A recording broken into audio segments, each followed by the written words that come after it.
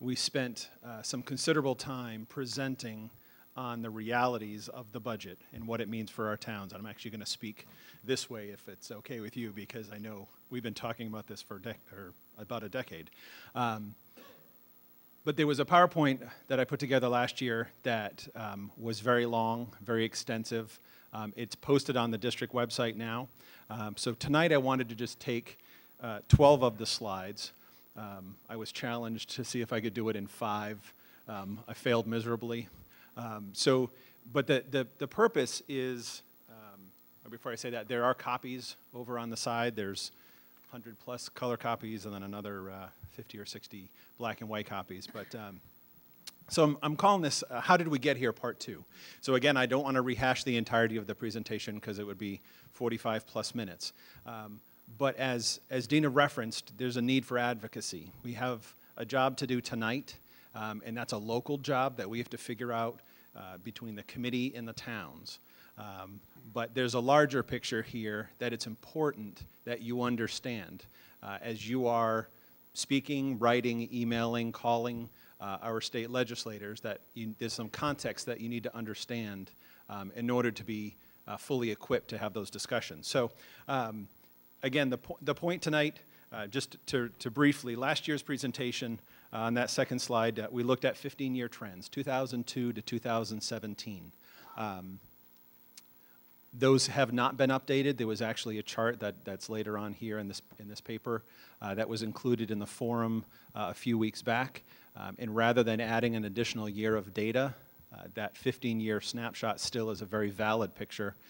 It's actually grown a little worse as far as the information, but that 15-year time period still paints a very real picture of what the challenges are. So we haven't adjusted any of the data.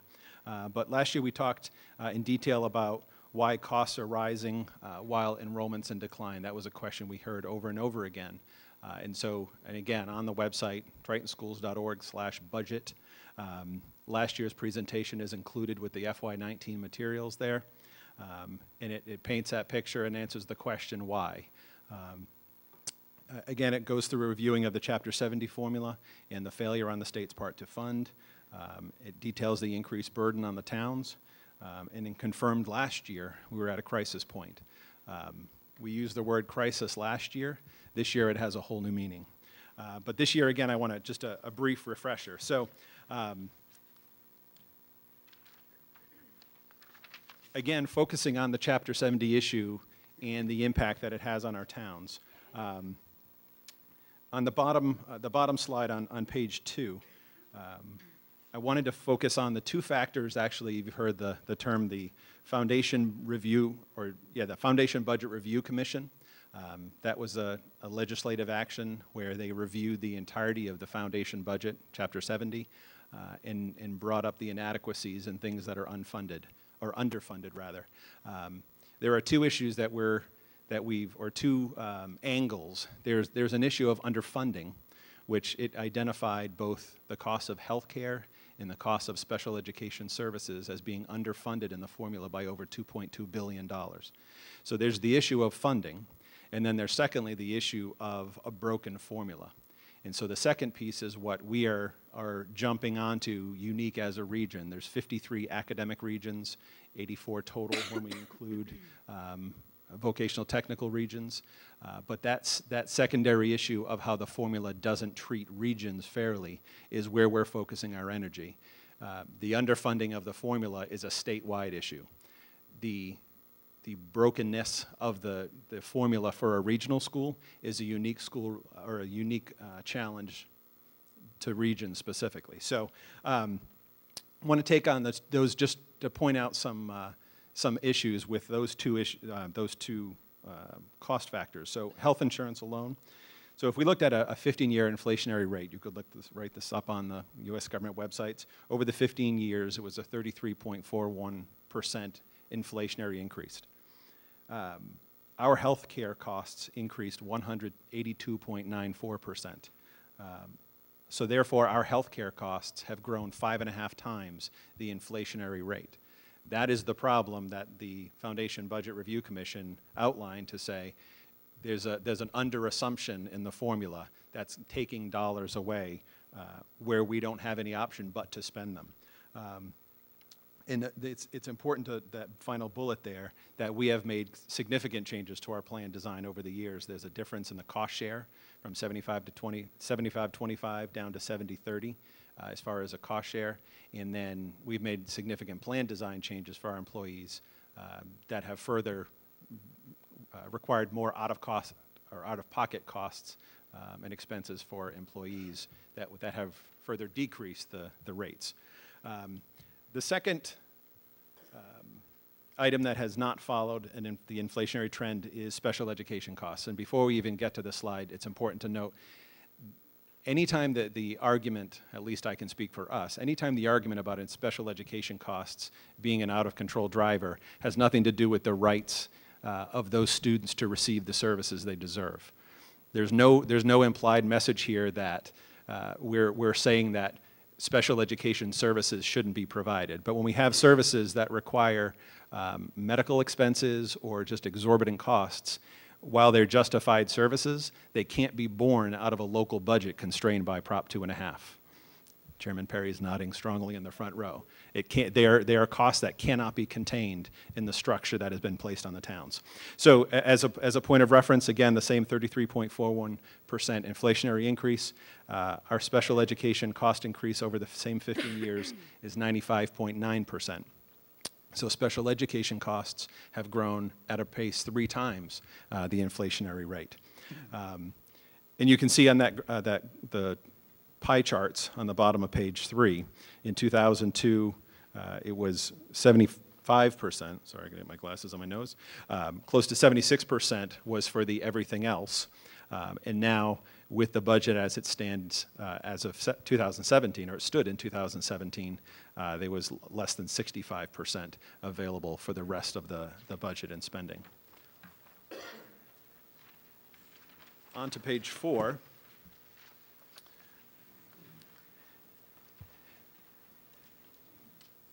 Again, there was quite a bit of discussion last year, and it continues to be in regards to our total expenditures and our costs. The question, are we controlling our costs as an organization? So over the 15-year period, 2002 to 2017, our overall operating expenditures increased by 51%, just over 51%.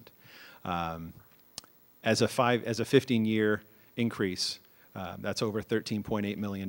So a 15-year average annual increase of 3.4%. However, if you look at that statistic, over 29%, round figures, 30% of the 51% is attributed strictly to both healthcare and special education costs, which means that 22% of the budget is actually the amounts that we had the ability to control and regulate over those same 15-year periods, which brings the annual average increase to a much lower percent. So during that same time, and this is perhaps the most important point, during that same year time, 15 years, 2002 to 2017, our Chapter 78 decreased by 3.65%. That's not adjusted for inflation. Those are 2002 dollars, where we received $8.87 million, to 2017 dollars, where we received 8.54. Last year we received, for fiscal 18, this current year, another 50 grand, 60 grand, $60,000 we got added to that Chapter 70 figure. So there's actually a decrease over the 15-year period of $324,000. And this is a fact that didn't exist in last year's budget, but if you do the math and imply the inflationary rate of 33.41% to that $8.8 million in 2002, we would be receiving about $3.2 million more dollars today in Chapter 70 than we did in 2002, which is eerily close to the gap we're talking about in our budget this year. So on the next page, on page 5, is the graph that we have used and we are going to continue to use. I encourage you to use this if you have the opportunity to talk to senators and representatives who have not seen this yet. Certainly our 5, we'll call them, they know this well. But you can see where this is showing the blue is the percentage of our budget that is paid for by the local assessment to our member towns. The red is the amount of our total spending that is covered by Chapter 70. So you can see that red has decreased over the 15-year period, where the amount assessed to our member towns has increased over the same 15-year period. So if you remember, we talked about our spending increase was a total of 51%. On that bottom slide, you can see the aggregate assessment to our member towns in 2002 was $15.6 million. In 2017, the aggregate assessment was just shy of $28.4 million.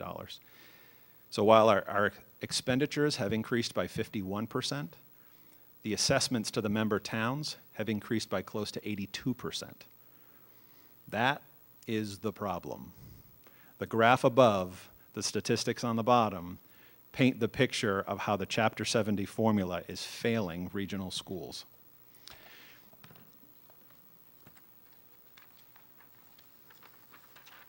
Keep rolling, because I said I'd be brief. So what do we do now? So the question is, how do we move forward? So that, as Dina mentioned, we first have to solve a local problem. There's movement and potential to get some increased revenue in our regional transportation funding, in our circuit breaker reimbursement, maybe a little bit in Chapter 70 and minimum per pupil aid. But when we're looking at a $3 million gap, I can guarantee you there is no solution that's coming this year for that problem. So for this year, we have a problem that we have to figure out locally. In the future, what we need to do is be active with our state our senators and representatives. The legislature has to understand that this is a unique problem for regions, and it can't be solved by throwing more money into the formula. This year, in the governor's budget, there is $104 million new dollars for Chapter 70, of which Triton is receiving $48,000. So there's a broken formula that doesn't allow the money to be dispersed evenly. So if you look at, there are other cities and towns that are receiving more Chapter 70, whereas there are many regions who are simply going backwards or staying stagnant. So I paint that picture as hopefully an opportunity to energize and engage. I'm going to pass this over to Michelle Cresta, who will go through the figures and how we've arrived at the budget this year. As Dina said, tonight is about the local problem, the local numbers, what it means for us locally. But I could not take the opportunity with an audience to make sure that this information gets out there, because as you are advocating for our schools, we appreciate it. We respect the work you're doing, but we want to make sure that you have the information so that you can advocate effectively. So at this point, I'm going to pass it over to Michelle and ask her to walk through the other documents that were included along with the agenda. Thank you, and thank you all for coming out this evening. Great turnout, which is wonderful, that the more you guys know and the more you understand, the better off we all are, because you understand the situation that we're in. I'm going to walk through the landscape sheet that was at the handouts. It details all the changes in our budget from the current year until what we are proposing for next year. We asked all the principals and department heads to put together a level services budget. This does not include any new initiatives, any new programs, with a couple exceptions that I will detail, because we knew it was going to be a very difficult budget year. So we asked that everyone keep it at level services. Let's provide exactly the same services that we have at the current costs and hope for the best. So right now we are looking at the budget for level services. I'm going to walk through each line, detailing just a little bit about each line on here. The first line, we broke these budget increases into three categories. The first category is contractual or otherwise required. These are items that are really out of our control, and unfortunately they do need to be funded. So the first item on this list is school choice and charter tuitions. This is a tuition that the state assesses to us for students who are attending charter schools and other school districts through school choice program. Our current budget does not afford exactly what we are incurring for costs. So we have a shortfall in the budget this year. In addition, we're anticipating a few more students to go out next year. So we're anticipating an increase of $189,000 there. Currently, we have a line for new curriculum. We're actually in a good shape this year, and we have fully paid for the Math in Focus program that we had budgeted for in previous years. So that's actually a decrease to our budget of roughly $106,000, which we'll realize for next year. The third line down is math consumables. These are items that were connected to the new math curriculum program that is now being transferred onto the elementary schools. So these figures will show up in their supply budgets, but it's no longer being carried at the district level. So that's a savings of $15,000. The next line, the Triton Regional High School Performing Arts. This actually is not a budget increase. However, the amount of $13,725 is the amount that the user fees can no longer support that budget. Our user fees have continued to absorb more and more of our programs, and that is the shortfall in the user fee budget. So in order to keep the performing arts program the same, we need to increase that budget with funding from our operating budget, and therefore our member communities in the amount of $13,725. NES classroom teacher, we no longer have, we had a bubble go through at our elementary school, at Newberry Elementary. We no longer need that additional teacher, and we will have a savings of $76,000 due to that. The next two lines, the PGS special education teacher and the SES special education teacher. These are full-time teachers that will be required due to the current caseload of students on IEPs. Right now, we're barely meeting the requirements, and we really need to add that to the budget in order to meet these actual requirements that are already on us and in writing.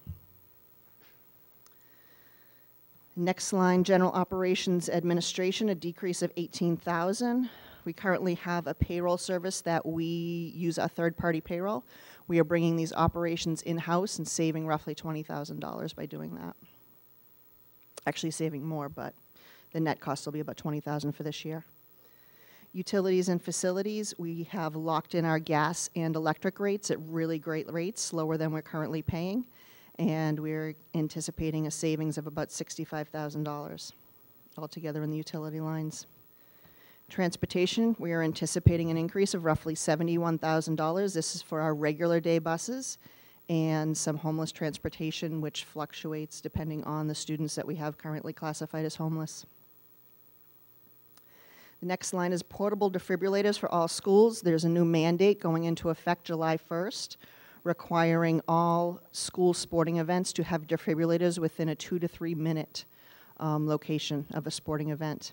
So we're going to need to put in some new defibrillators and upgrade some of the current defibrillators we have on the walls in the schools for a cost of roughly $12,000.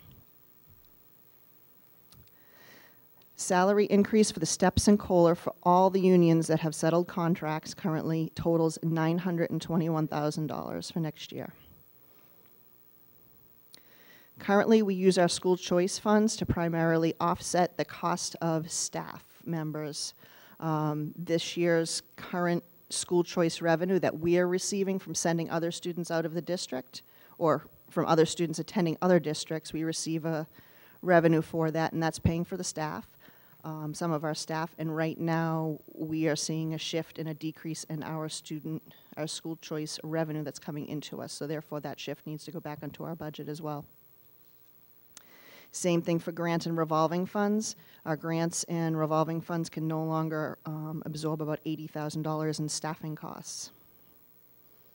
Our retirement assessment, we are a member of Essex Regional Retirement, as well as Mass Teachers Retirement. We are assessed through the Essex County Retirement System, and our assessment is decreasing roughly $60,000 for next year, which is great. This is actually something that we typically do not see a decrease in, so we are lucky to see that decrease this year. Our health and dental rates, these actually will not be set for about another 3 to 4 weeks, but right now we are anticipating an 11% increase in our health insurance rates. We were given a range of, I believe, 0 to 11%, and we were informed that our claim history is very poor. So we are budgeting at the high end at this point of 11%. Hopefully we will have a little bit of savings in the coming weeks, but right now we're planning for the worst. And our dental insurance, we are planning on an increase of 4%. Salary reserve, we typically put 0.5% into a salary reserve account. We budget our salaries so tight, literally I know exactly what everyone is making as of today's date. We make any change in hiring, someone resigns, someone has a buyout of some sort, or if we hire someone at a higher rate, we need a little bit of pocket of money to allow for that change. So we typically budget 0.5% for this, and that's $116,000. Our salary column changes. This is a change that teachers and instructional assistants can submit for a column change on their salary chart. A column change would be due to a change in degree or certification. This is under their contract. They have to submit by December 15th, telling us the next year they anticipate a column movement, and they have to meet those requirements by September 1st to take advantage of that change.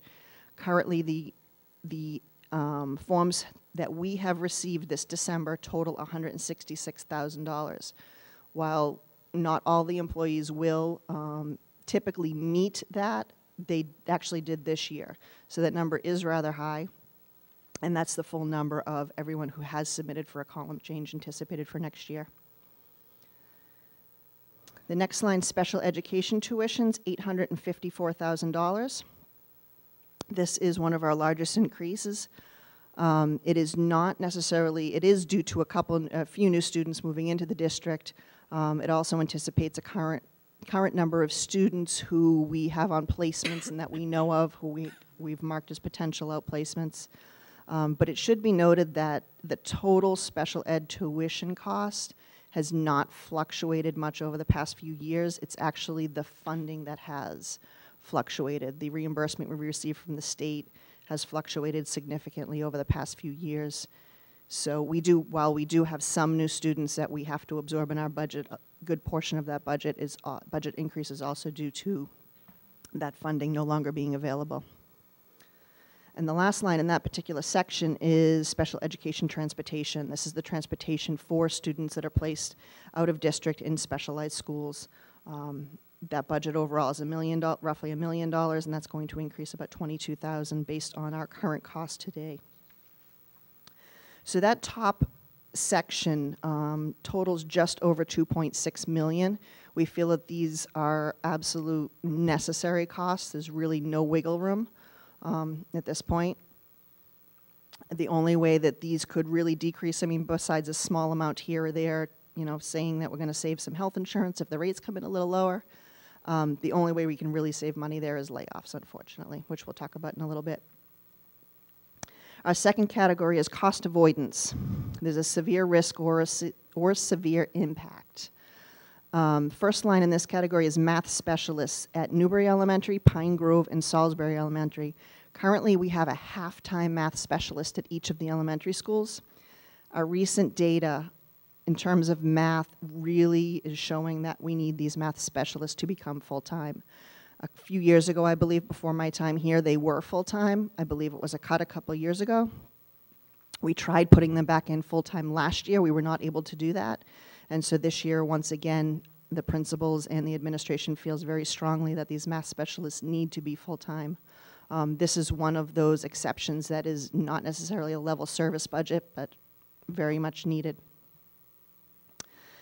The next row down, specialized program modified. This is actually a proposed elementary special education program that will hopefully reduce costs. Well, it will, if we institute this program, it will reduce costs in the future. Currently, we have a number of elementary students we are placing out for social and emotional needs that we could easily deal with in-house at a cost of roughly $160,000. This would be for one teacher and 2 instructional assistants. By putting in this program, we feel that we could prevent future students from being placed out. And we possibly do have the bandwidth to, or we would have the bandwidth to possibly bring some other students that have already been placed out to come back in. Next line is salary, estimated 2% COLA for all non-union employees. This would total roughly $62,000. Substitute teachers, based on the last year actual expenditures, we're looking to increase that $51,000.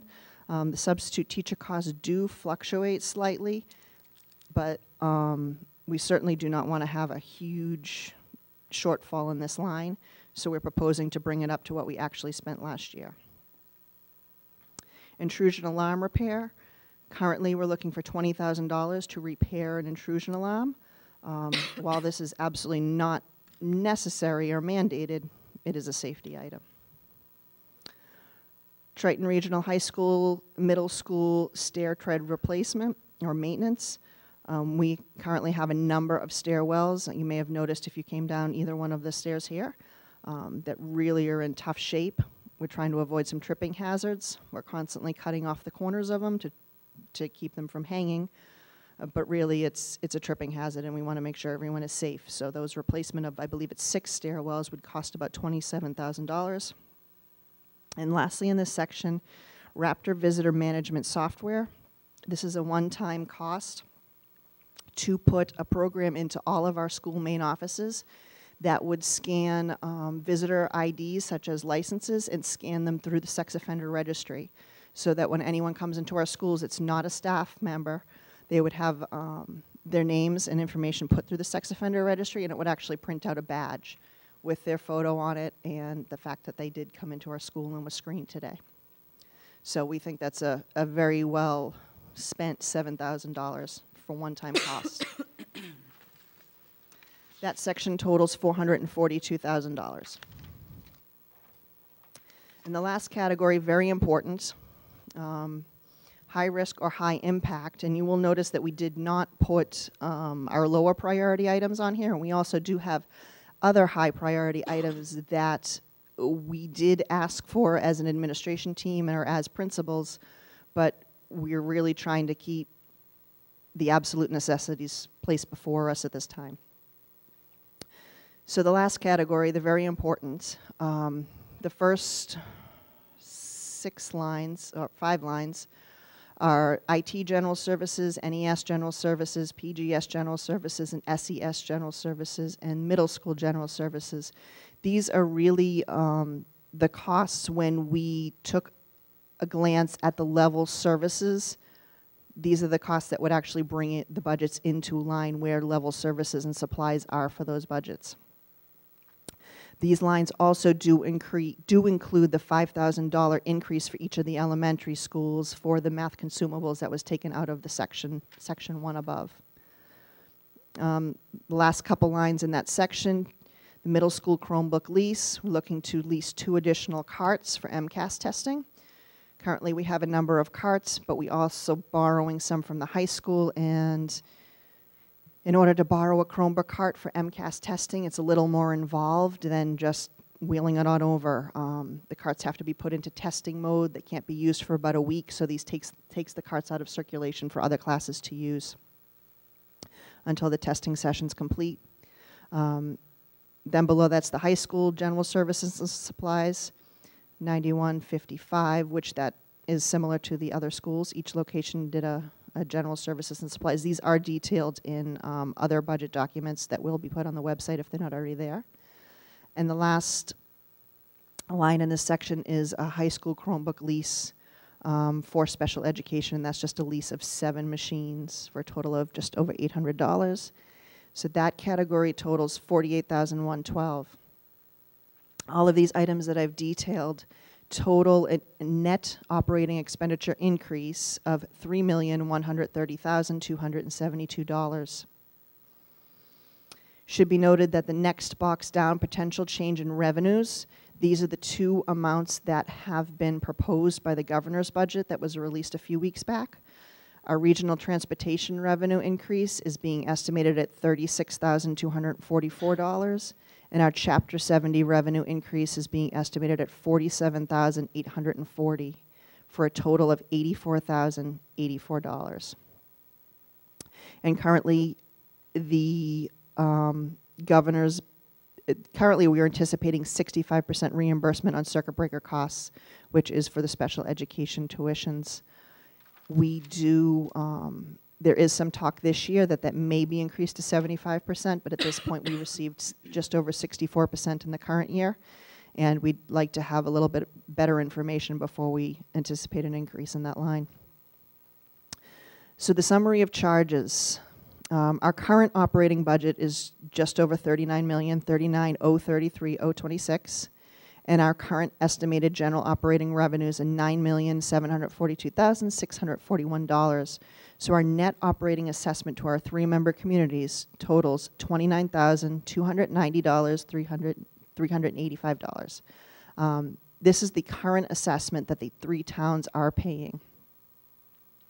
So with all the changes that have been proposed, the potential operating expense increase of the $3.1 million and the estimated revenues of $84,000, we're looking at a net operating increase of just over $3 million, $3,046,188, which brings our FY19, which is next year, the 2018-2019 year, operating assessment to $32,336,573, or a 10.4% increase to our member communities overall.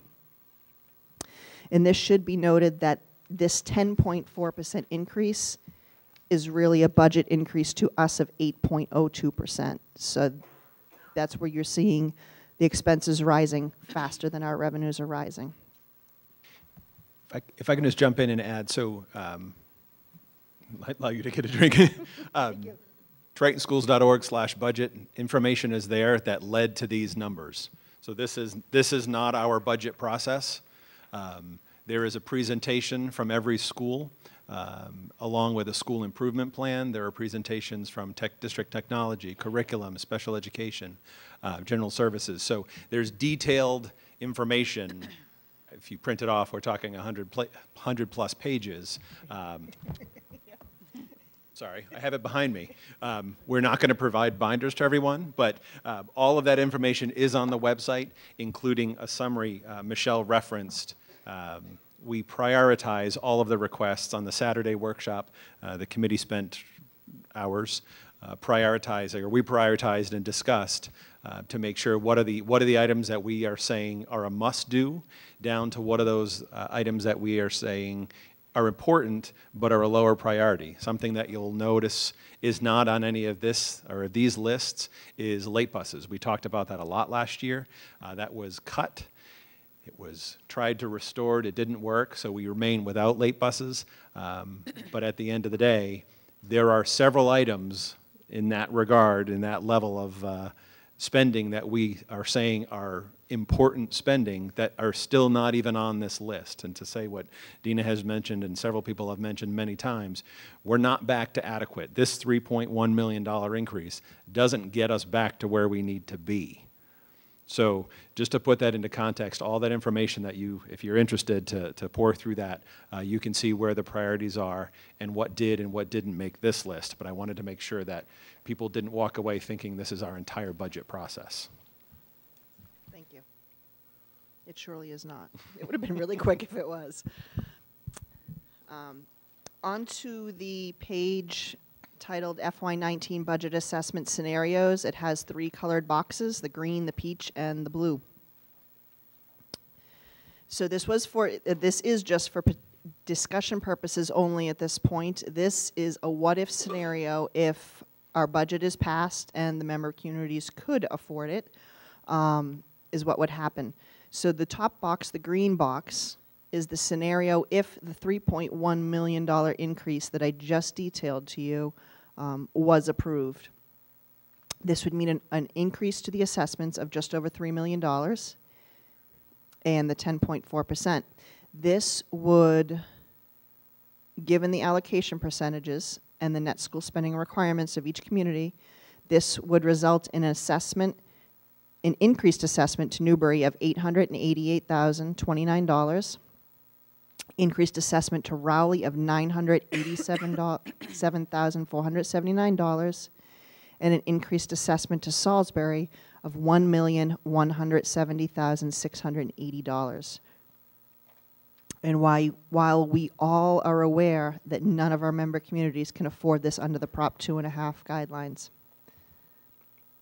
So we put together a second scenario, roughly matching what the percentage increase was, or the dollar amount increase was on the assessment for Rowley last year. They were the middle of the road community. Salisbury was higher, Newbury's was lower, so we used Rowley as a basis line. The increase to, so this scenario would represent an increase of 1.4 million, or just over 1.4 million, or an increase to our budget of 3.63%, which would calculate the increased assessment to the communities of 4.54%.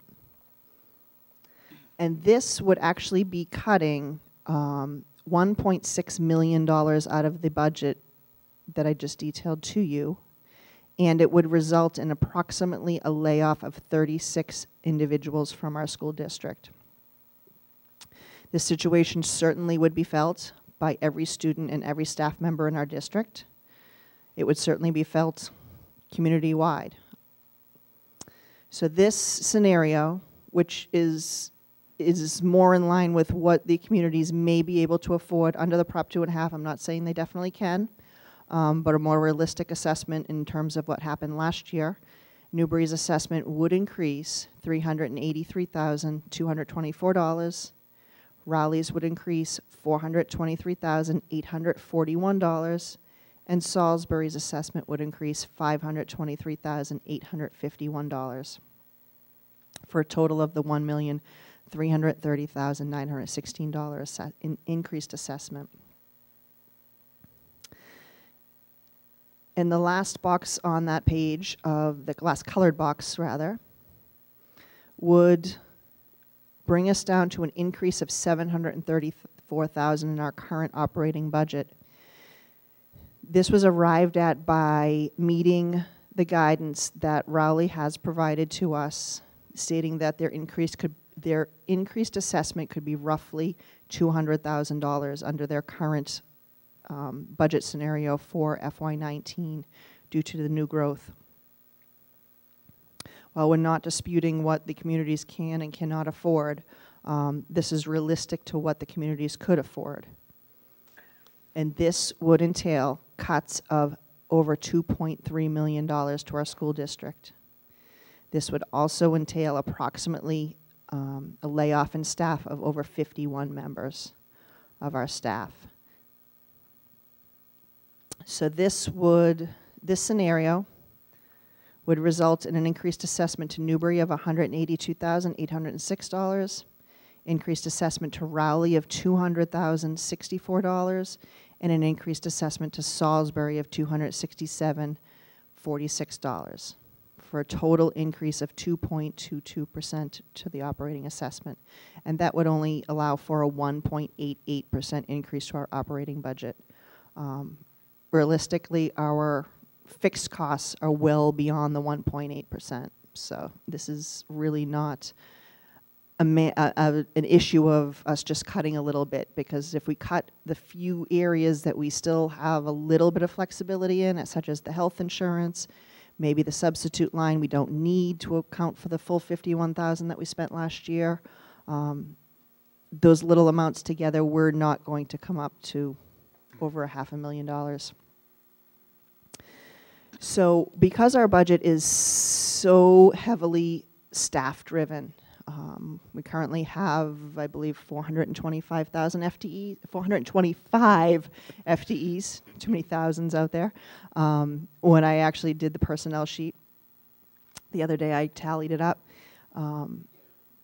We are so highly staff-driven, that's the majority of our costs. The only way to cut this much money is to cut positions from our school district. And while our class size right now is at a reasonable level, we certainly would not be looking at reasonable class sizes. We would certainly not be looking at the extracurricular programs that we have in these districts right now. And we'd be looking at every single program that we are offering at this point. We would be in the business of basic education and nothing more. And even just providing the basic education would be a struggle for us with a cut of $2.3 million from our budget. If I can just a clarification, I've heard some questions in the last few days about the figure used for the number of cuts that would be required. Yes. We have not identified programs, areas. I mean, if we're talking about 51 individuals, we're talking about, as Michelle said, we are talking about the entirety of the district. If we were hiring someone at a lower salary in the 20, 30,000s, obviously we save less. We could be reducing a position that's in the 70s, 80s, 90,000s. So we chose the figure of $55,000 as an average salary, and then we have to offset for unemployment insurance. So we actually end up saving 64% of that salary the first year. Then we made our full benefits package costs about $18,000 per employee. We assumed some people would have full families, some people would have individuals, some people would have nothing. So we said on average, maybe we save about $10,000. So that's how we arrived at that $45,000 per person. It will not be that exact figure. Obviously, I can guarantee it wouldn't be that exact figure. So the total head count, if you will, could be higher, it could be lower, it could be wholesale programs, it could be individuals, it would obviously be class sizes. But just as a reference point, if we removed one classroom teacher every grade K through 6 at every elementary, we recoup 21 people. 21 of the 51 by reducing every grade at every elementary by one class, to put that in perspective. So, I'll pass it to the chair. Oh. Thank you. Yes, Narissa. Brian, this is a question that I've been getting a lot during Yeah. this week, is if you're talking about cutting, and I know there's no crystal ball and you don't know where you're going to cut, but if you're cutting, what do class sizes look like? Can you even give an estimate of what those numbers are? So, what I can tell you is our class sizes are at the cusp. The majority, it's easiest to talk about, let's use elementary as an example. It's the easiest to talk about because they're self-contained classrooms throughout the day. When you get to the middle school, it's a little easier than high school. Once you get to high school, it's all about schedule driven. But at the elementary level, as an example, we have roughly 3 sections or 3 teachers per grade level. There's a few 4s left floating around among the elementary schools, but primarily it's 3 sections at every grade level at every elementary school. So when you have 60, 63, dividing that, which we're in the 50s and 60s, some 70s still, when you divide by 3, you're still at reasonable numbers. When you divide 60 by 2 sections, we're automatically at 30. So there are still, the majority are in the 60s and 70s, some 50s. Without doing a calculation, we would absolutely be, the majority would be into the 30s, if not mid and upper 20s for those that don't suffer the 30s. At the middle school, again, whether it's teams or it starts to get more complicated as far as how we reduce. But if any way you would pull teachers or sections out, you're into the 30s.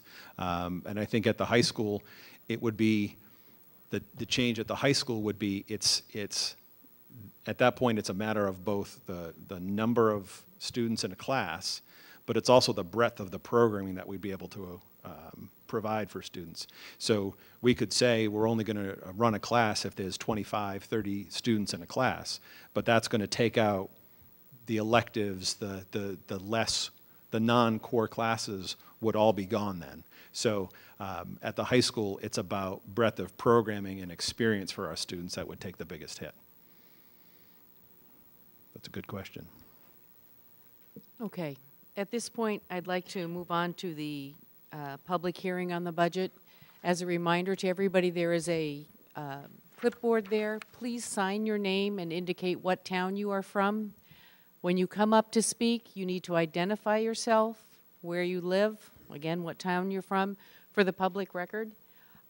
You will have 3 minutes to speak because there are a lot of people here tonight. Deb Choate, the vice chair, will be timing you. She will hold up a little card when you have 1 minute. We ask you please to be cooperative in this process. We would like to hear from as many people as possible. So, shall we begin?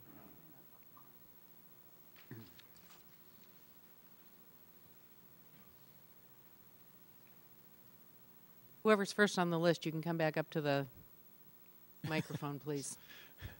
Siglind. I just want to state, too, we do have one school committee member. Dan Valiante was not able to be here tonight because of the change for the meeting, but he'll be here next week.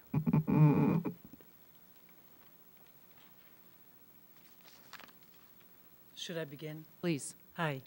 Sieglinde Eigner-Crooks from Rowley, but as you can hear from my accent, not originally from America. I'm originally from Austria, Europe. So I prepared this speech on the way over here. I'm running late because I'm coming back from band practice for my daughter in Haverhill. So this is what I would like to say to all of you here. America's healthcare disaster is the main contributor to this budget crisis that we have here. And it will only get worse. I recently watched again the movie by Michael Moore that came out in 2007 called Sicko.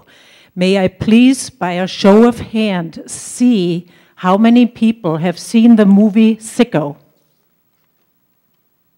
High time for you to get educated and break up the incestuous relationship between government and corporate America. They are absolutely robbing you blind and bankrupting millions of families. Americans are dying like flies. This is a third world. I don't want to use the word that our president recently used, but half of this country is already a third world country. But going back to my prepared speech here, so we need a single-payer healthcare system because it will bankrupt so many of us. We don't need to reinvent this wheel. I paid $1,300 a month for health insurance for 3 people, and I buy inhalers in Austria for my asthma when I go on vacation for $5 a piece without insurance. Here, with insurance, I pay $60 for one and $120 for another. America, please wake up and don't believe this BS that you're being sold constantly, that you don't deserve health insurance, that if you're poor, you don't get it. At an insightful conversation on the way out, the lady who I'm about to mention the story will recognize it, but she said one of the biggest issues also is all these poor families. This is a healthcare problem, these kids that need all this special education. The nurses here at the school are taking care of healthcare problems that should be taken care of by doctors. So America, please wake up and demand and break up this BS that we have in government and the pharmaceutical industry and the healthcare industry. This is not healthcare. They're just robbing you blind. Thank you. Thank you. Next speaker, please. Joe Perry, Town of Raleigh Board of Selectmen Chairman. I'd like to, well, this is my 7th year on the Board of Selectmen. And each year we do our work in preparing the budget, and we determine how much our Prop 2.5 increase is and how our annual growth. And that usually comes up to about $400,000. We cut that in half and offer 50% to the Triton Regional District and 50% for our town increases.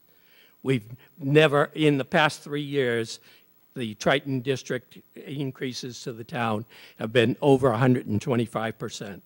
And so that has taken all of our increase. We are recommending, well, we haven't taken a formal vote by the Board of Selectmen, but a recommendation will be made to go with scenario number 3, and we will recommend an override vote for any increase. Thank you, Joe. Good evening. My name is Erica Coles-Jacobson. I live in the town of Newbury. I am a parent of 2 children in the Triton District and also a member of the town of Newbury's Finance Committee. I come before you tonight urging you to please go ahead with the green budget. At bare minimum, we need to be covering the costs of the education our children need. I'm a numbers person. It's why I'm on Finance Committee. But we should not be coming up with a budget to hit a number that is not going to give our students what they need. Cutting 21 teachers across the elementary schools, that's not looking out for the best interests. Let the voters decide with overrides. Newbury does a similar thing as Rowley in looking at our Prop 2.5 and our new growth. Those estimates this year are right around $300,000 that can be committed to Triton.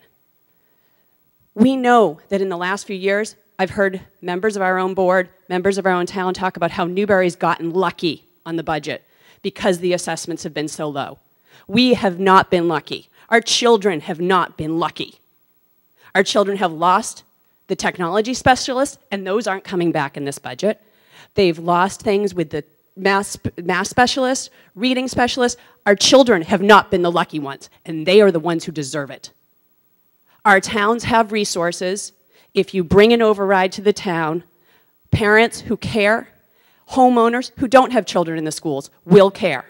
This is something that is an investment in our future. I urge the board to put forward the budget you need, and then let the voters come and stand up and show whether or not they support the town and education, because it's our futures, it's our homes, it's our children, and we deserve it.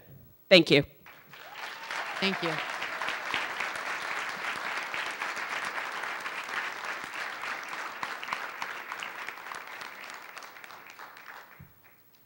Marshall Jesperson, also from Newbury, also on the FinCom.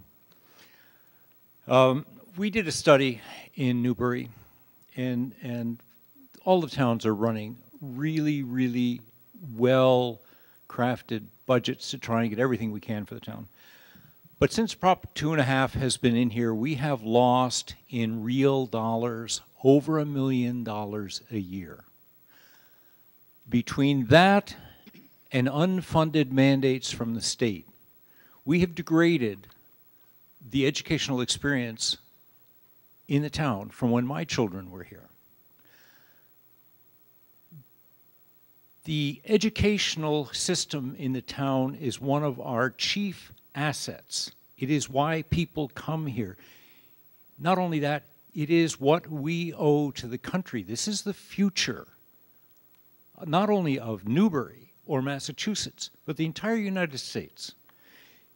If we shortchange that future, we are cutting off our nose to spite our face. So I'm going to second Erica's recommendation that we go for the full budget, 1. 2, that we start to lobby long and hard for real education. And I want to congratulate our first speaker on being so cogent with some of the other problems that we have. But let's settle on education for tonight, and let's get a full budget done. Thank you.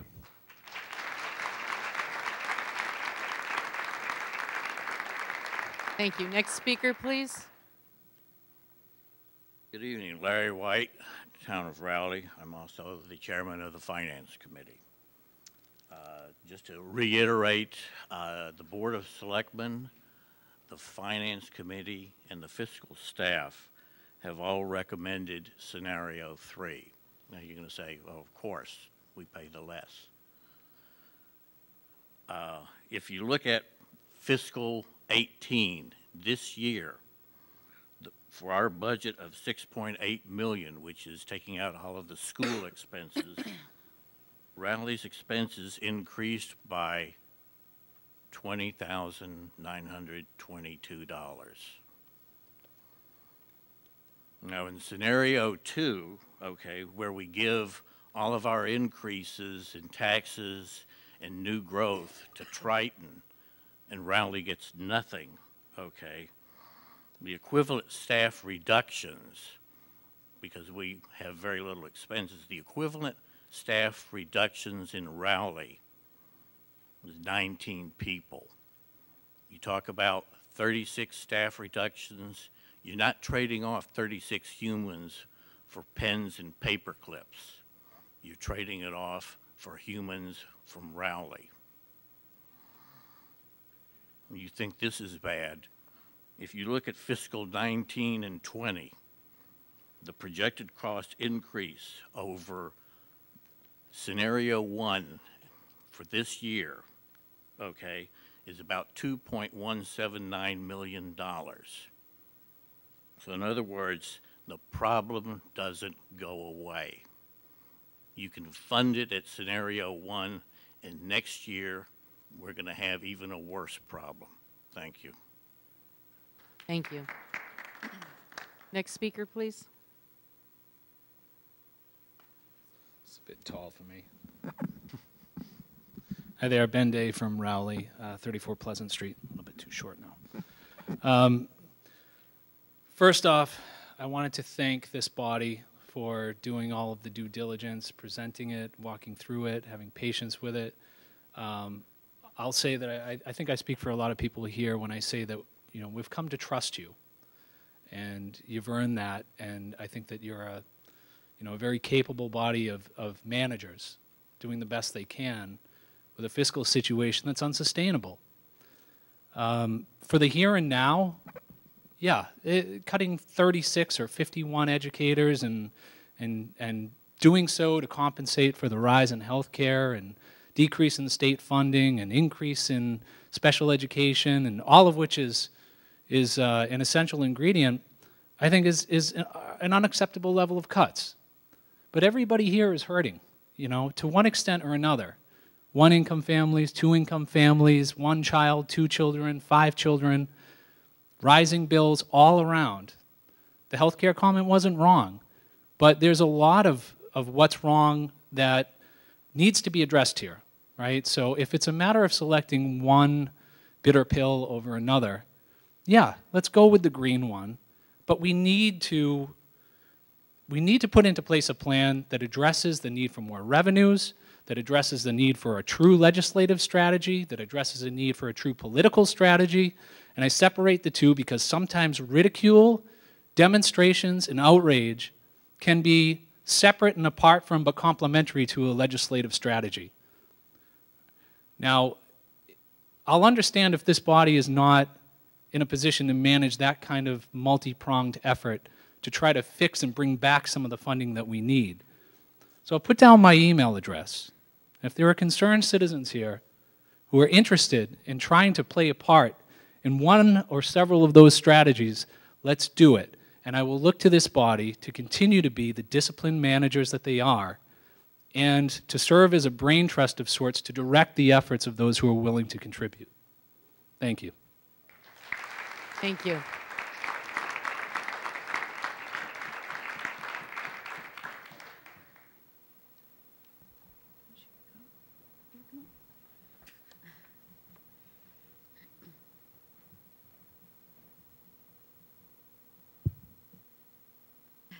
Just tip it down. So I'm Deb Fulford. I have, Can you step closer, Deb? We can't hear you. sure, Deb Fulford, Newberry. I have twin girls that are juniors in high school, so I've been through this. I've been through this for a while. Can everybody hear me now? So while I agree with a lot that's been said tonight, talking about the legislative actions, there was an email that went out that talked about sending an email to Seth Moulton, which I did do. I would definitely urge everybody to do that if they didn't do that at the time. And I've been getting emails from Seth Moulton since then. None of it's been good news, but you have to keep on trying. Being through a lot of the overrides, though, I am very concerned with saying that we're just going to go with the green solution, because I don't think it's going to pass. I just don't. And I feel like we have to be honest with ourselves about what's going to pass. It also upsets me when I look at this budget and it automatically goes to getting rid of teachers. And I feel that a lot of times that pits the teachers against the towns. And I feel there might be other areas that we can cut. And even if we show the towns that we're cutting other areas, and we're not just saying, if you don't pass this, we're going to get rid of 30 teachers, that might actually bring a little bit more partisanship or ways to work together.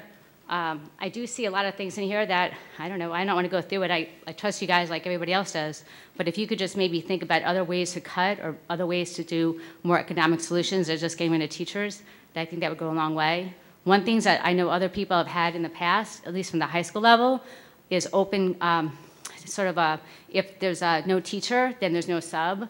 And if the teacher is especially junior and senior year, they can go to the library. I know Newton has this. They don't have subs in high school.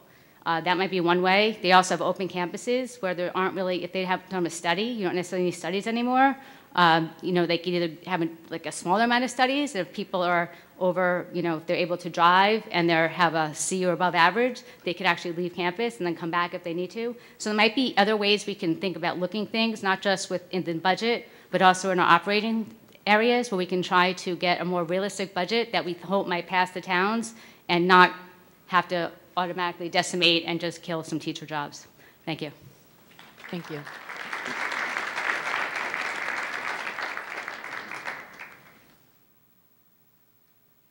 Hi, my name's Laura DePersia. I'm from Rowley, and I'm here because I just pre-registered my son for kindergarten at Pine Grove.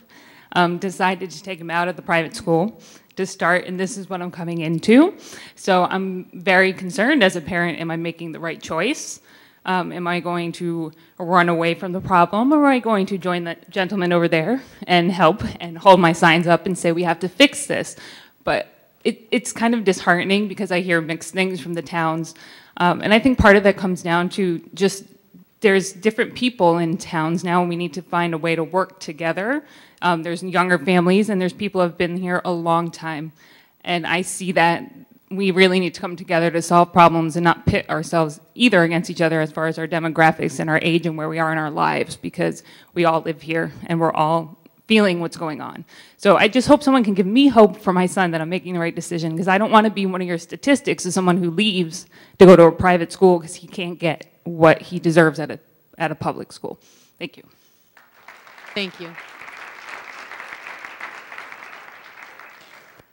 Good evening, J.R. Colby, Chairman of the Board of Selectmen in Newbury. I just want to say you're a body of people. I feel like I can talk to all of you. The team spirit in the room is great because we are all in this together. You've shared with us a lot of your problems in formulating the budget. They're not unlike ours, and it can absolutely be a struggle. I do have concerns about passing number one as an override. Historically, our people tend to look at overrides in town and say, that's too much, come back with something else. In the risk of towns passing an override with the system we have is, I don't want to pass number one in our town and be able to stomach it, but put one of our sister towns in a position where if it doesn't pass, they're stuck with a bill they just can't pay. It'd be real hard for me to sleep at night knowing I decimated operations in the town of Rowley or the town of Salisbury, biting off more than they can chew at this point. As far as just plain realism, I know you guys need good budget numbers. You need information from us so you can forecast in a reasonable amount of time. And, you know, I think if something has a chance of passing and we don't run the risk of it not, an override not passing in one of the towns and destroying them, I would lead towards scenario number two. And I'm a dad, and I know it's a hard line and it's tough, but I know you guys need good information from us and honest information, and I'm just trying to cut to the chase, you know, because the more you know, the sooner you know, the better. You know, I think an increase of 4.5% has a lot better chance of increasing than 10.5%, and I think that's just reality at this time. Thank you. Thank you. Next speaker. Come on up, Chuck.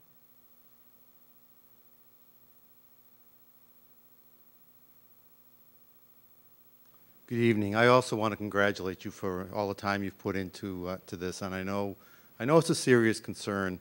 I actually wasn't going to get up tonight. I just wanted to listen to what people had to say, but I can't let my fellow selectmen from Rowley and Newbury outdo me. So here I am. Chuck, I have. Excuse me. Can you just identify yourself Oh, for I'm the rest sorry. of the audience? Chuck Takesian, Board of Selectmen in Salisbury. Apologize for that. Get ahead of myself. Anyway, I have gone over all the overrides. It's available on Massachusetts website from Newbury, Rowley, and Salisbury. And none of us have been very good at passing overrides. So I'd give that serious consideration. We do want, Salisbury has always stepped up. We do want the best for our children. We want good education. So hopefully you can come up, and I'm not going to make any recommendations. I can tell you right now that $1 million would be very, very difficult for the town of Salisbury to come up with in an increase. But we will support, we support education, we always have, and hopefully you can go back to the drawing board and make some slight adjustments. Thank you. Thank you.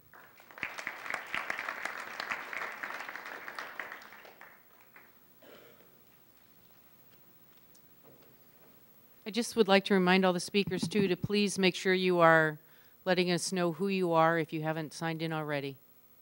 Thank you. Hi, my name is Paul Mayette. I'm a resident of Newbury. Step up a little bit. Hi, my name is Paul Mayette. I'm a resident of Newbury. I'm also on the Newbury Finance Committee. I want to begin by thanking you all for this information and for your open communication. I think that helps the process immensely, and it doesn't go unappreciated. I'm hearing this. I'm heartbroken for our children.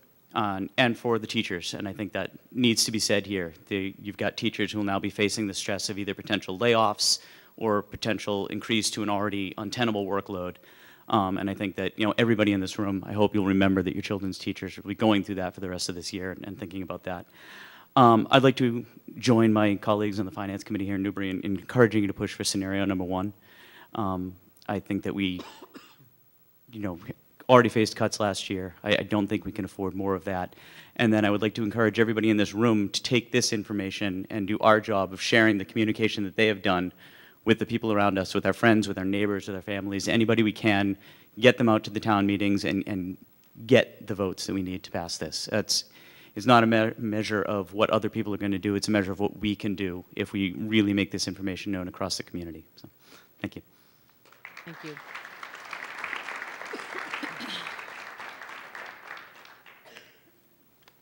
Next speaker, anyone else like to address the school committee?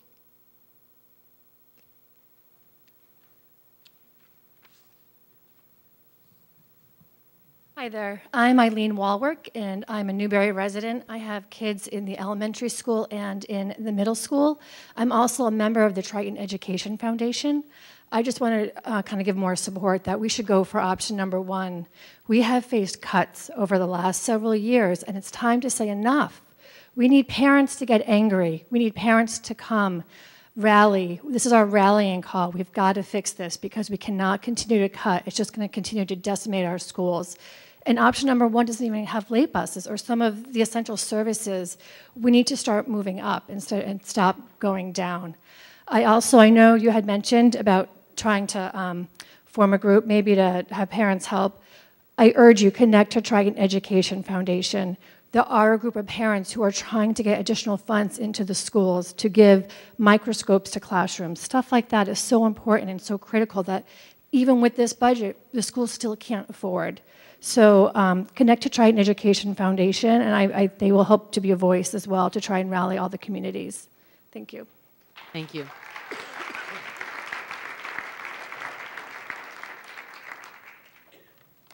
Superintendent? So I'm not supposed to be talking, I'm supposed to be listening, but I just wanted to clarify. So the 3 scenarios are not set in stone. So scenario 1 is where we arrived through discussion. We picked 2 random points, which were roughly the assessments where they were last year and a piece of information that we received from the town of Rowley. We don't have to land on one of those 3 scenarios. It could come down from 1, it could come up from 2. 3, I guess, is really, I have to admit, 3 really is there.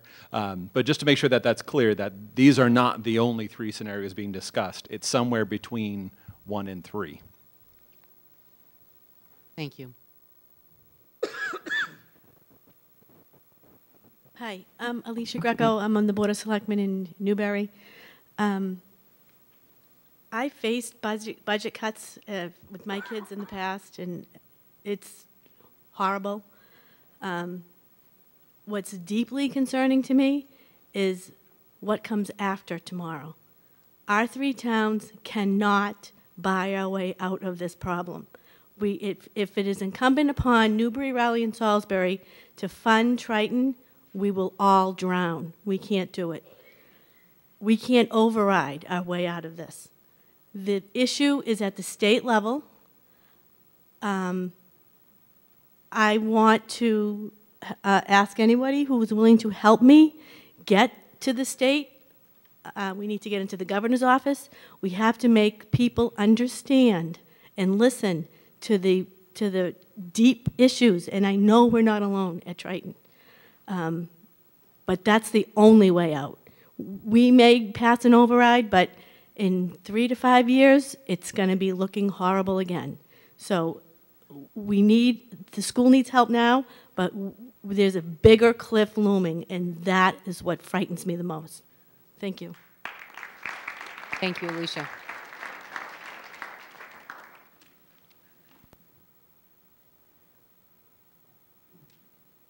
I'm Bernie Cullen, Weathersfield Street in Rowley.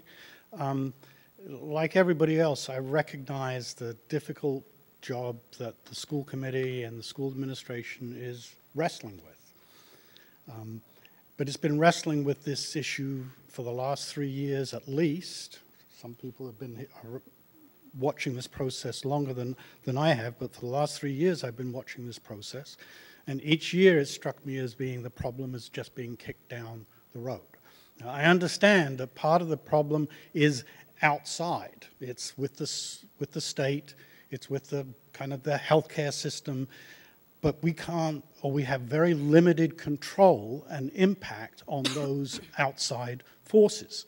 That's the reality. You know, I recommend everybody getting and pushing on those issues, but it's still the odds of success, realistically, are small. Because this is the way it's been going back to I remember Chapter 766 back in the late 70s, when all these issues were put on the table at that point. That education funding was a problem then. It's been a problem since way back then. So part of my concern is, as people have already indicated, if you put it on an override, I can basically guarantee for Rowley it isn't going to happen. Because over the next 3 years, every person in Rowley, the taxpayers, even if we don't address this override, even if this somehow magically disappears, we're looking at a 25% increase in our taxes. That's 25% for everybody. And that amounts to a huge amount of money. If you try to add on an additional 5% from the override, which is what I'd estimate it to be,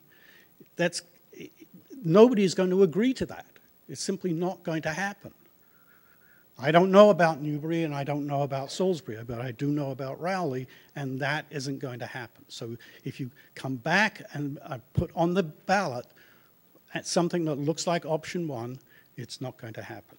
So the other issue is that this is not a one-year thing.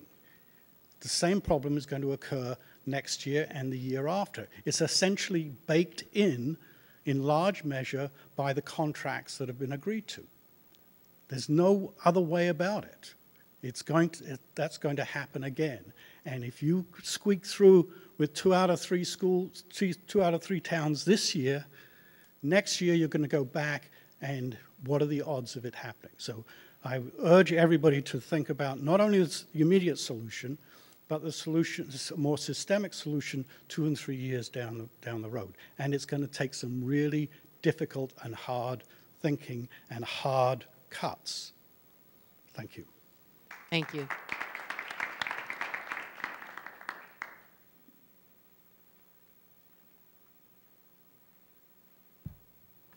Good evening. Welcome back, Jane. Jane Purinton, Salisbury. I wasn't going to speak tonight either. But may I start with a question first? I know Salisbury's tax rate. Just identify yourself. We know who you are. I said Jane Purinton, Salisbury. Oh, I'm sorry. Yeah. I didn't hear that. Tax rate for the 3 towns, please, somebody? I don't have those. No? Salisbury's like $13 and change per thousand. What's Newbury's? No, it's like 10. 10. And Rowley's 14. And, okay. Rowley's is the highest of the 3. At any rate, we've been here, we've done this before, and thank you very much for your due diligence. I don't know how you're going to do better than this. In the past, when we've been in this pickle, the state has said to us, well, yeah, maybe we're not doing what we need to do to reimburse and support the schools, but maybe the towns need to pony up a little bit more than they have. You're not going to get any more money from us until you guys pony up.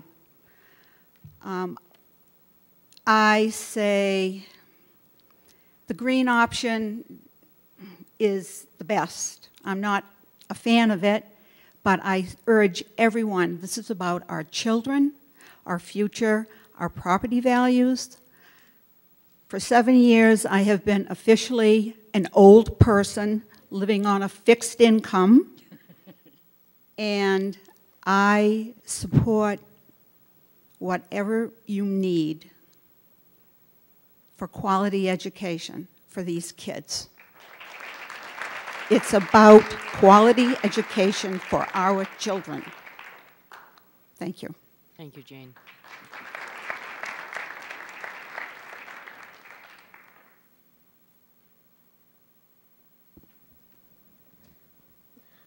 Hi, I'm Lily Fulford, and I'm a student here at Triton, a junior.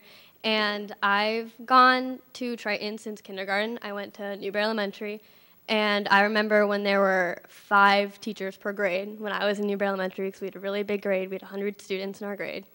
And I think what makes Triton great is the number of classes we have and the number of teachers we have. We have so many different classes. We have classes like AP Physics, and then to Sound Recording Technology, which is a class that probably not so many people know. And what makes those classes great is our teachers.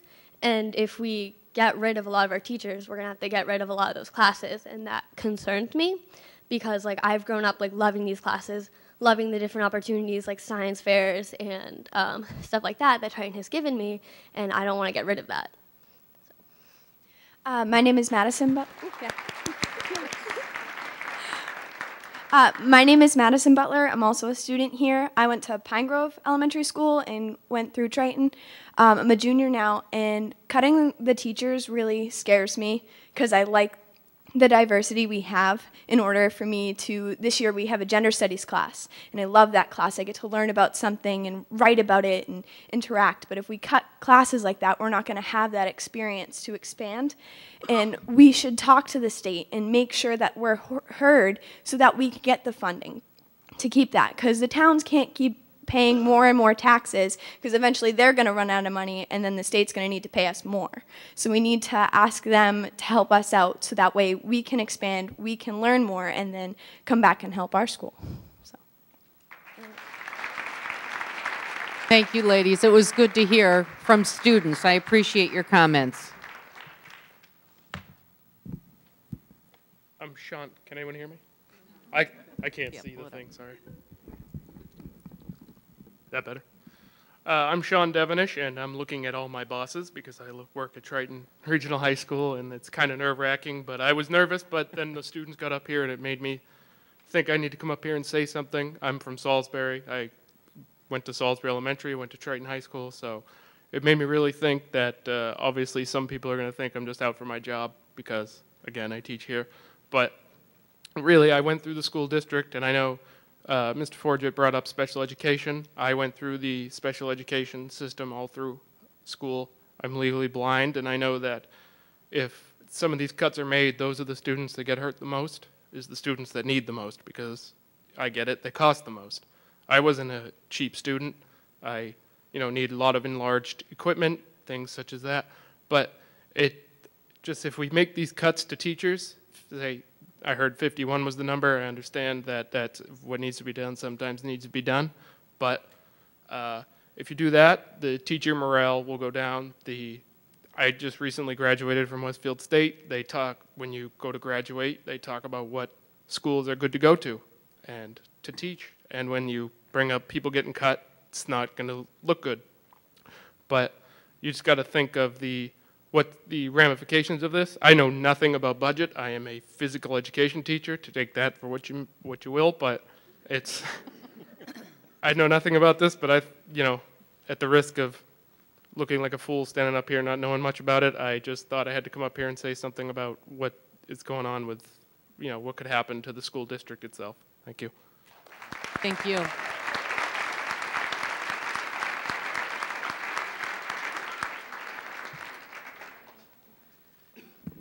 Hi, Heather Nowakowski from Salisbury. I wasn't originally going to speak, but thought one thing we're not pointing out, if we do all these major cuts and we cut back what services, cut back on teachers, our schools will get lower ratings, lower likes, and people won't keep their kids in the school. People won't come to our towns wanting to go to our schools. Right now, people like Triton. I have a son in 8th grade. I have a daughter at Salisbury Elementary, and I really like, my son is actually in the special needs. He's one of the expensive kids. And he never would have made it this far without those huge budgets. And we make those cuts, people go away, we lose money. People who can afford it will send their kids to private schools, so it's going to snowball. I know, the thought of that is terrifying to me, because we lose more tax money, we lose teacher credibility. The state looks at that and says, well, you don't need the money, people are leaving. So I don't know, that I think is kind of worrisome and something we need to think about. When you cut things, people go away. Thank you.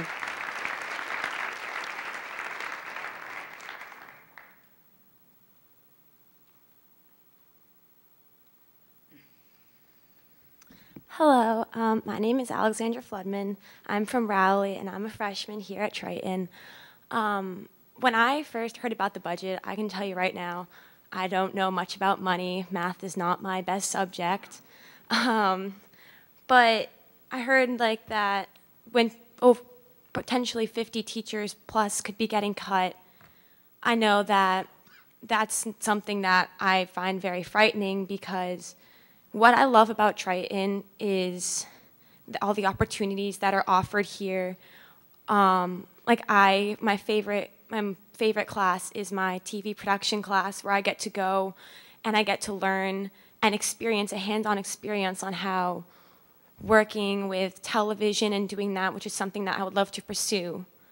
And having potentially classes like that cut is very frightening for me, because like I know basic academic classes like math and English. English is 100% not my best subject. I really struggle in it, but it's great because TV production and other classes like that are places that kids like me and other students at Triton can go, and they can show that even if they're not the smartest or they're not the best at certain academic subjects, they can go and they can prove that there's something else that they are good at.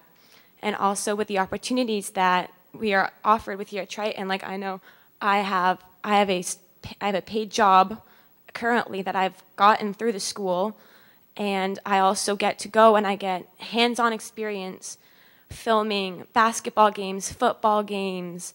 I get to do all this stuff, and it's amazing.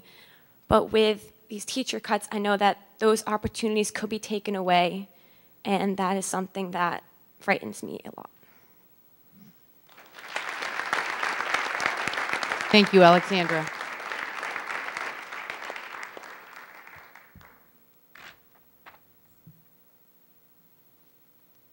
Jeff Walker, selectman in Newbury. I was an educator, and I now am involved in town politics. I want to compliment everyone on how articulate they have been tonight, and it's really enlightened me, and I'm glad someone else calls Triton, Triton. But I want to, as an original proponent of a responsible override, whatever happens going forward, whether the towns do work towards an override or whatever the district is able to provide, one thing this time going forward, guys, and I'm not saying this to be odd, it's going to take every person. We're talking about going out and working for the state. They're going to give the money to the cities. If we go forward for an override, we have to have a colossal grassroots effort. Because like JR said, and he was right, we do not want to leave one community stranded. Thank you, Jeff.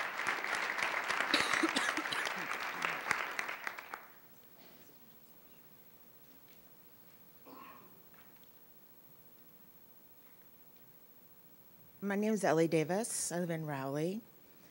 I actually was home watching on TV, and I decided I had to come. I think it's really important for people in Rowley to speak up. because I have a really hard time when it's presented as if Rowley is not going to do that, Rowley is not going to do this. Rowley isn't one thing. Rowley, this is a democracy, and I really think that you should put forth for an override. You should put forth the green budget. And Rowley should allow everyone to vote. I agree it's a grassroots effort. It's a lot of work.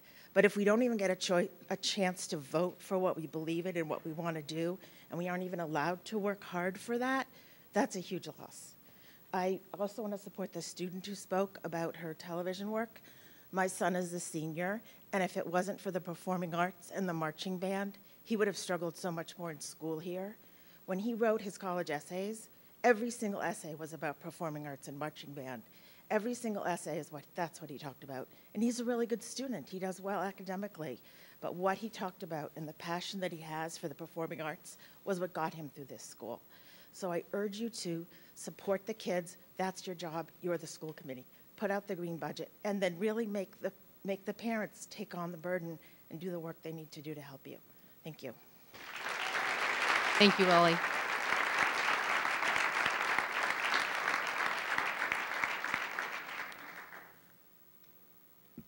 My name is Kaylee Maloney. I'm a senior here at Triton.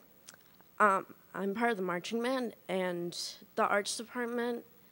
As we see it, we're a giant family. And when you take teachers away, it's normally the arts that go first. And that's like ripping a family apart. That'll be the same with athletics if you tear that apart. And these teachers, we see them interact every day. And they're so like committed to each other that taking one away, you're destroying a family. So whatever we need to do money-wise to help us, we should do it, but we need to realize the impact that it will have on the whole community. Thank you. Thank you.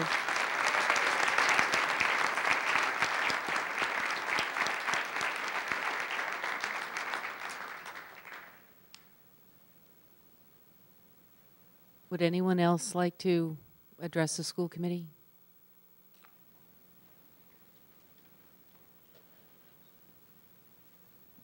Hi, my name's Allison, and I don't do public speaking at all, so this is a huge step for me. But I just wanted to say I moved here from the city many, many years ago because I went to private school because I didn't have the option.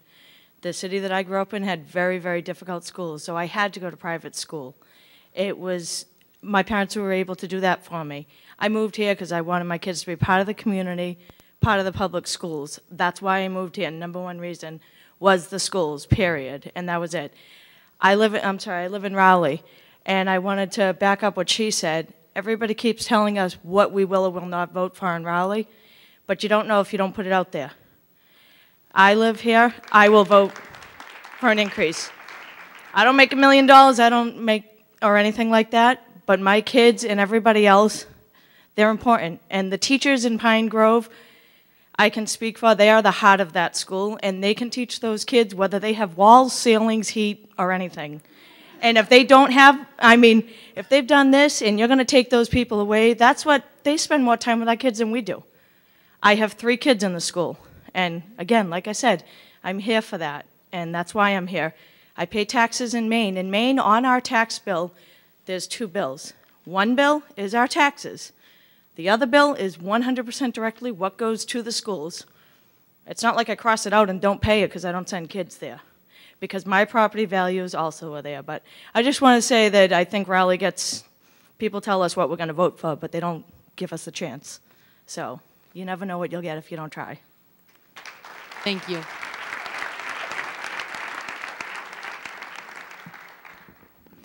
Hi, I'm Gina LeBeau. I am a resident of Salisbury, and I work at Newbury Elementary. First, I just want to say thank you to the school committee and to the administration, because it really shows. I can tell that you all really care about the district as a whole. I can tell that you really all care about the kids, because I moved here about 1.5 years ago, and I came from a town that the schools really didn't care all that much. So it's nice, it's just very nice to see that you all at least really, really do care, and you all really are trying.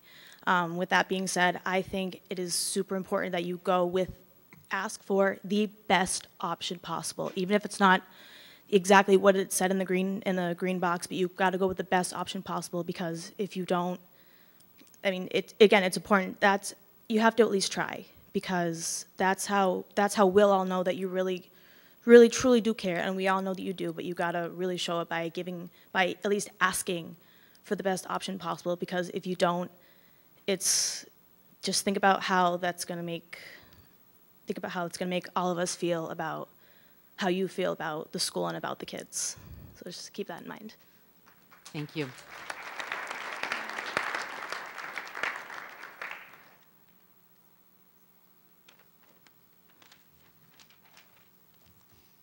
So my heart pounding out of my chest because I'm nervous. I don't like talking in front of people, but I've heard high school. My name's Leah Peacock. I live in Georgetown, but I teach third grade at Newbury Elementary. And this really is hard. This is hard. And I'm hearing high school teachers come up and high school kids come up and say wonderful things. And I'm hearing the towns and what you're saying, and what a predicament. I mean, what a predicament. But I think about how I go in each day and I work really hard, and I try to hit, each kid, not hit, get to each kid where they're at. And I go home most days feeling pretty good about what I did. And I've never taught 30 kids, and I don't think I'd be very good at it. And I know I would not, they'd have to be one kid. And I just teach one kid, one cookie cutter kid, and hope that it's hitting some of them. And that hurts me because I know that, or I'm trying really hard anyway to hit them all where they're at. And that can't happen. And there's no elementary school. I see some elementary school kids here, or one anyway, but they're not going to come up here and speak. And what are they saying? What would they, they wouldn't have what it's all together like the high school kids to say it. But I know I'm teaching them to be students, so that they have the skills to be able to know that they want to sign up for sound and engineering or those other wonderful things, or arts. So I don't know. I look at the green budget, I want even more, And I've seen what my kids who graduated from Triton had that's been slipping away. And I have nothing to offer. I don't know what to say. I know you said it's local. We need to go state, it seems. I don't know. But I think that message needs to be heard anyway. So. Thank you, Leah.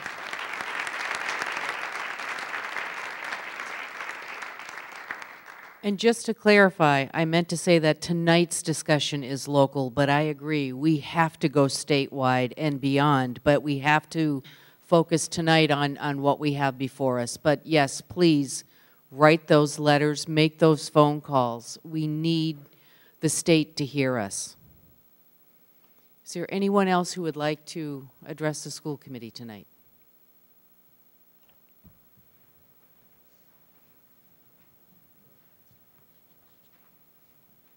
Hi.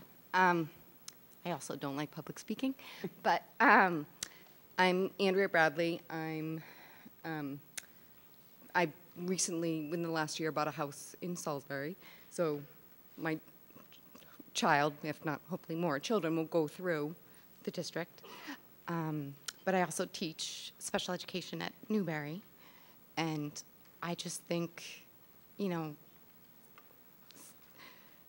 the kids that I work with, let alone all the kids who need intervention that don't necessarily get special education services, they need those teachers. It's just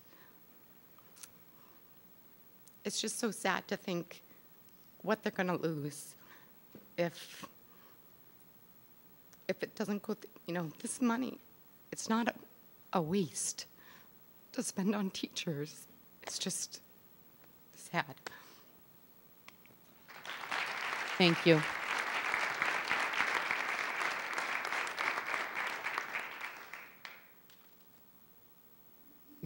Hi, Hi, I'm Melissa Roy. I'm a parent in Rowley. I also work for the district. But at this point, I'm not really even concerned about losing my job. I'm concerned about my 3 kids that go to school here in the district. We're very lucky. We have an administration that has been working on items like social and emotional learning and differentiation, and we're making all these amazing strides for our students, and we had to make so many cuts last year, and we're about to do it again to a point that will be devastating.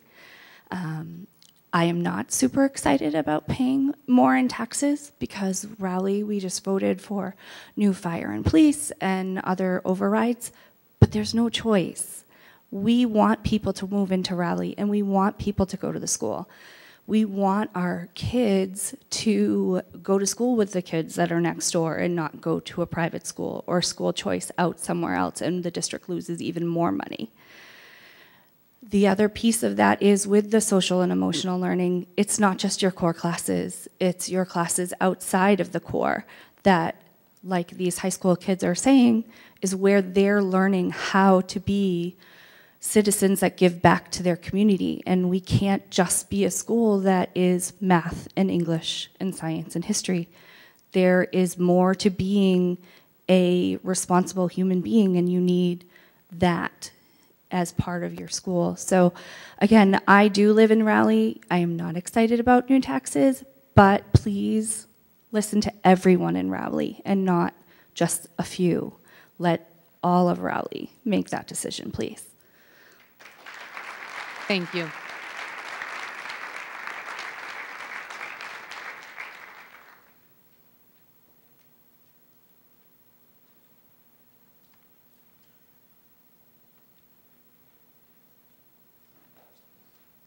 Hello, my name is Austin Mooney. I live in Salisbury. I've been going to Triton since 7th grade. I'm doing an article on the budget and this entire meeting, and it's just really sad that we're the United States. We have the best economy in the world, and we're having this conversation.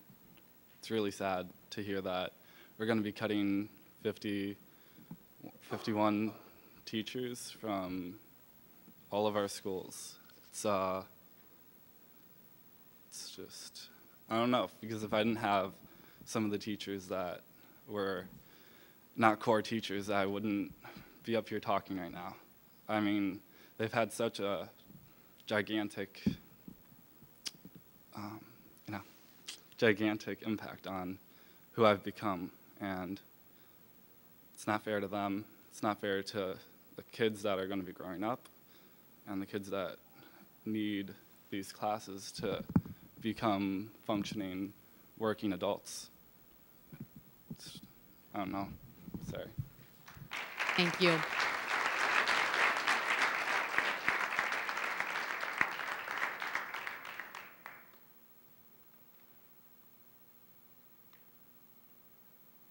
Would anyone else like to address the school committee? Can I make one more point? Yes, Joe? Joe Perry, again, Chairman of the Board of Selectmen, and that I can only speak for myself as a member of the Board of Selectmen, but I can almost guarantee that there will be an override. We will give the people of Rowley the chance to vote. They've been very generous in their support of the Pine Grove School and for the police and fire department, and I hesitate to ask more, but we will put an override on the ballot so that the people can vote. Thank you, Joe.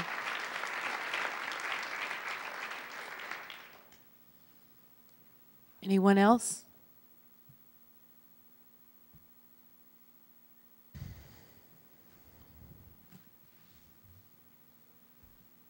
All right. Well, seeing no other people wanting to address the school committee, I'd like to thank everybody for your comments tonight.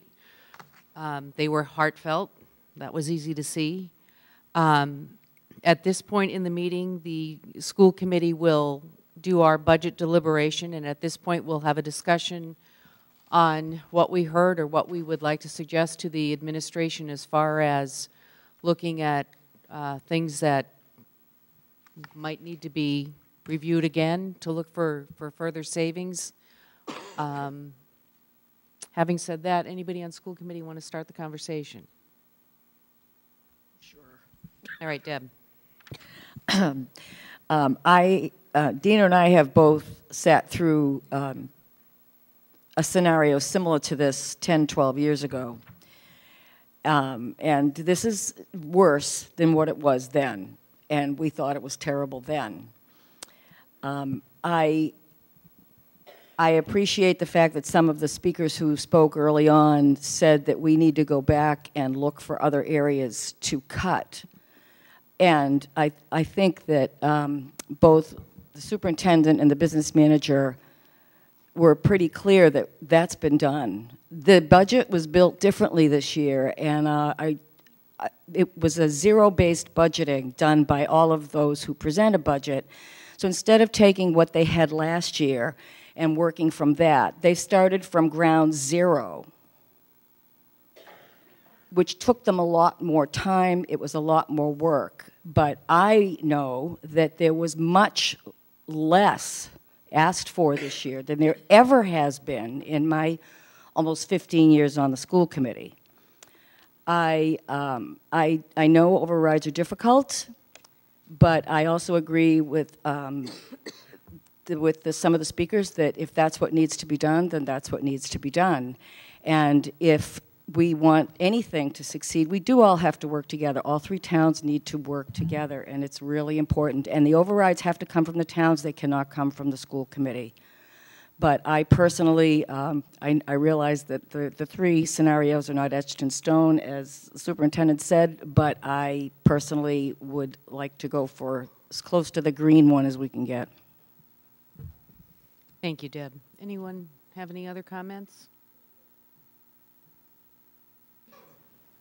Yeah, Maureen? I have a quick question. Was there any email communications that came into school committee in regards to the public hearing tonight that, for people that couldn't be here? Just wondering if anything needs to be added.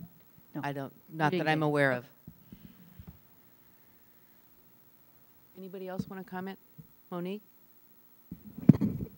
One person spoke about flight from the schools when people perceive that the school system is no longer adequate. And I think that is a reality. Schools are not like when we grew up. Now people have choice, they have charter, they have private schools. And if the school system is not adequate, people will go other places. I worked in a system where an override failed, and we emptied 10 classrooms in the middle school. We had no library, no speech therapist, no reading, and our special ed cost increased because we weren't able to offer services. We had 32 kids in a classroom. Teachers left in droves. It was terrible to be in that school. And I tend to favor this, the green scenario, only because I know what can happen to a school system that is not properly funded and the kids are not well educated. On the other hand, I also understand that people have, I'm a senior citizen like Jane on a fixed income. I also understand that people don't have all the money in the world, but people have to decide what their values are. If you value education, understand that it costs money. You're not going to get anything good on the cheap. I was an educator for many years. I worked in systems that you would never even believe, but it is very bad when you do not fund your school system. You hurt kids 20 years down the road. You don't see it now, but 20 years later, you'll see it. Thank you, Monique. Anyone else? Right. Oh, Paul, Yeah, sorry. So, Brian, I would just suggest that from the people that we've heard from here, that option one is the only option for us. Maureen, did you have a No, I comment? was just going to second that. I mean, tallying up everybody's comments, number one was favored the most from our speakers. Tina, did you want to say something? As a first-year school committee member and someone that's newer to the town of Raleigh and that has young children, we have to fight for something that's worth fighting for, and I think that's what the people said tonight, and I think that's what makes sense. And I just want to thank everyone that came here tonight, that has rallied with us through these meetings and through the social media that we've been trying to get the word out, because we need your help. This is us asking you for help. So thank you so much for coming tonight, but we need to band together for our children, for the health of our communities. People have talked about their property values. If people leave, no one's going to want to buy your house, and you're going to go under. This is a much larger issue. So we need to band together, and I just want to thank everyone, and I agree, it seems like green is the only option. It's the only thing worth fighting for. Linda? I believe that green is the only one that we should be fighting for, too. We just all have to come together, and it takes a village to raise our kids, and now is the time. We've come to a crossroads that the towns can't support what we have, so the parents have to come together with the town and the school to fight for what we believe in. Thank you. Narissa? Apologize, I'm having a little emotional moment up here.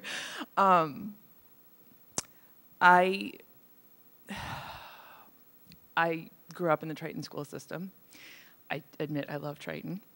I live in Rowley. I have many friends in Newbury and Salisbury.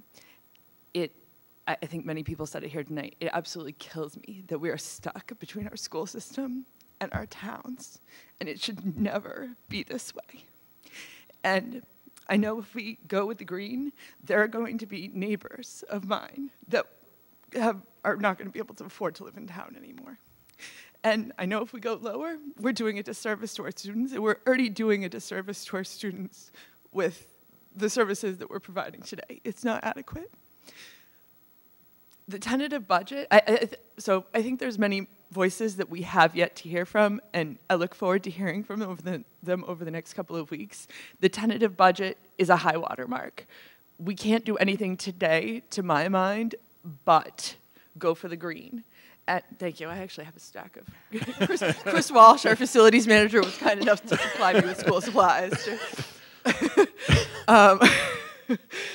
And you can charge this back to me out of the budget. But I don't think we can do anything at this point but put the green in there and continue to have these discussions. Thank you. As Deb had said, this is not our first rodeo as far as looking at a very poor budget, but this is the worst. And I said it then and I'll say it again. Even the best option that we've put forward tonight is not adequate. We, as Narissa just said, we are still not doing our kids a service. I also struggle because I do know I live in Newbury, but I'm a member of the Triton community, and that includes Rowley and Salisbury. And it is hard to think of having two towns possibly pass our budget and have Rowley have to pay for it and decimate that town. That's not the intention of this. But I think that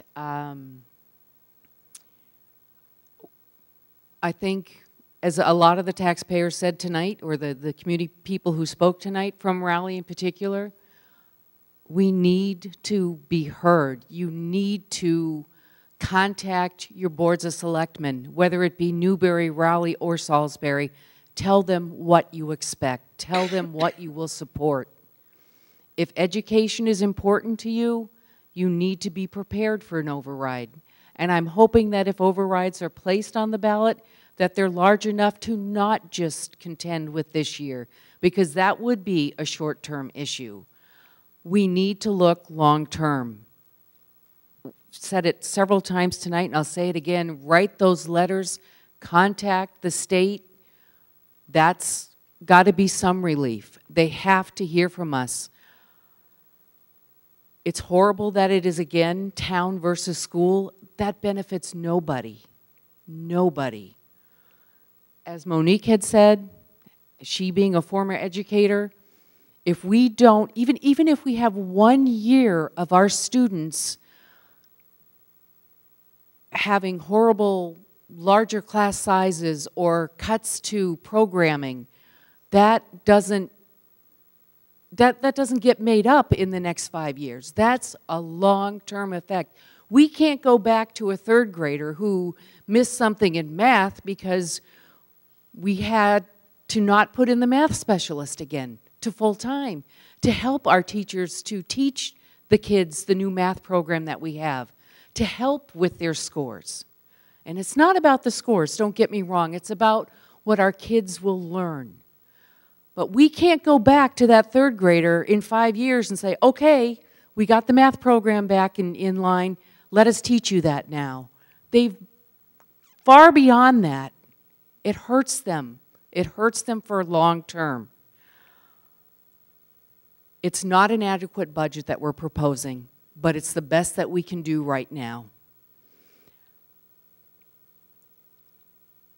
I think that we do need to look at, I think we're cut as close as we can. The administration is going to look at everything again, and I know when I spoke with the superintendent earlier, leadership is meeting again tomorrow, and they're going to look at everything again. And I again thank the principals who have worked through this process. They get the big picture. They get that we are one Triton community. So if it means money needs to go to Salisbury because they have greater needs, the other two elementary schools are all for that. And that's what we need. So we need the community members to have that same mindset, that we are the Triton community. We are here for all our kids. If I can just reiterate the point that Narissa made, not the emotional one. Put some tissues. But, yeah, if you could pass the tissues. This is the high water mark. So the reality is there are things Michelle alluded to, whether it be our medical insurance renewal rates or other factors we might hear more about, circuit breaker reimbursement. So there are other things that will change. At this point, we've assumed everything at its high point. So keep that in mind. Is certainly as you're voting this, we could take risks. I had said to the chair today. We're not voting tonight, just so we're clear. Understood. But I'm saying, so when you vote next week, we're taking guidance from you tonight to bring back to you a tentative document next week, and we want to make sure we bring you a document that is something you'll support. But just to make sure that that's clear, that this is the high water mark. So there are assumptions, but if we make aggressive assumptions now and they don't pan out, that hurts us because we can't then go back up. So we're better to use the high. Obviously, I support option one, the higher than option one, but also with the message to the towns that we realize there are other savings that likely will happen. It's too early to commit to those. And it should be noted, too, that is part of the struggle that school committee has, and by extension, so does the towns, because we don't get the state budget. It isn't finalized until the end of June. So we are making assumptions on a lot of the state aid that we get. It's, you know, we could pick any number. But like the superintendent has said, if we pick the wrong number and it's too low, we can't go back up again. And by extension, like I said, the towns are looking at the same thing.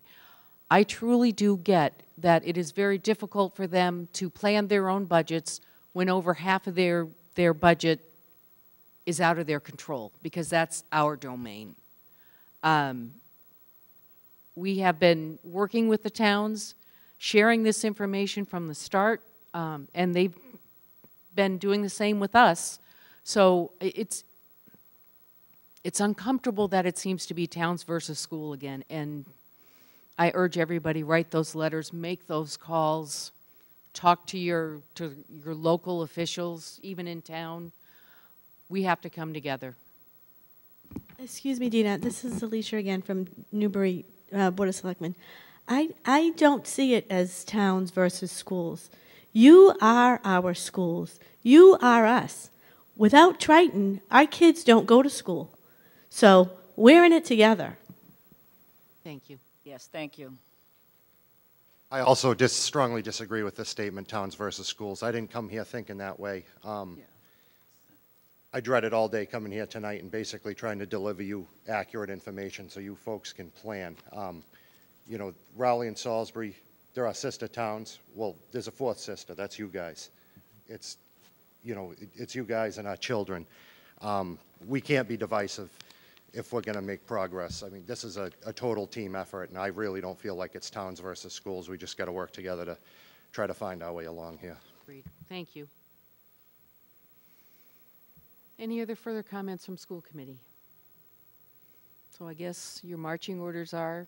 I'm coming back to you with a budget next week that will look on or about the green. Option 1 will be the tentative budget.